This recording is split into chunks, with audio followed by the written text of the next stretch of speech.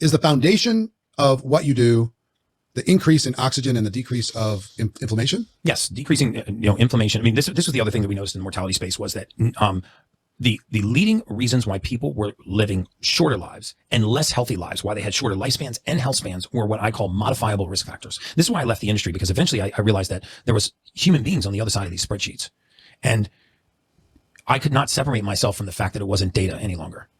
And I said, you couldn't really help them. You weren't allowed to. I was not allowed to have any contact with the patient, any contact with the treating physician, even if I saw life-threatening drug interactions. I could not contact the patient. And I said, how many more days or weeks or months or years am I going to spend predicting how soon people are going to die? And when am I going to start spending the balance of my lifetime helping people live healthier, happier, longer lives? And that was the day that I left the industry. I resigned from the industry. And I actually came home and told my fiance at the time, who's now my wife, Sage, I said, babe, I quit my job. And I want to start a wellness franchise.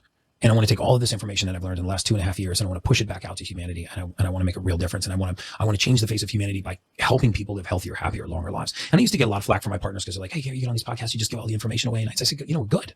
I hope, what if our competitors take it and they put it to practice in their clinics, or they put it to practice in their lives? I mean, this information doesn't belong to us.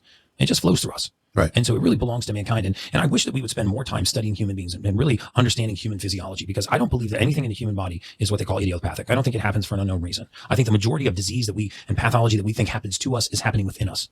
Most of the reason why people are not living at the absolute peak of their existence and not thriving is because there are simple raw materials missing from their body. Simple things: D3, methylated folates, amino acids, just the essential nutrients that the body needs to perform basic functions. If I just picked a nutrient and I was able to magically go into your body and start to deplete it, I could actually predict exactly what symptoms you would have. This is what I did with Dana. I saw critically low levels of vitamin D3. I saw life-threatening levels of triglyceride. I said, I bet it's very painful for you to bend down and tie your shoes. He freaked out. He was like, how do you know that it's painful for me to tie my shoes? I haven't told my staff, I haven't told my wife, I haven't told anyone that. Because, Dana, you have so much fat in your blood that when you bend down, that pressure pushes it into the end of your capillaries, and it stimulates your nerves, and you feel like the skin's going to peel off your legs. He goes, Gary, I haven't told anyone that.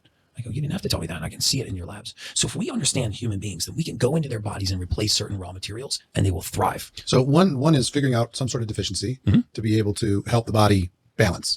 Second, I guess it's probably a byproduct of that, is to reduce inflammation. Yes. And the third is to increase the oxygenation inside the body. That's it.